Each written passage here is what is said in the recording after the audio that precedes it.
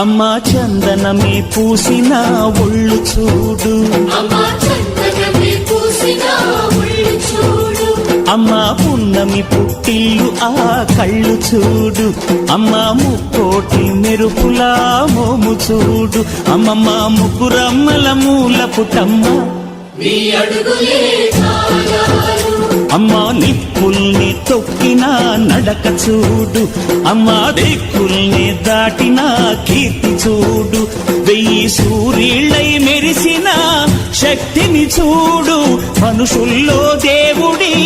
భక్తుని చూడు.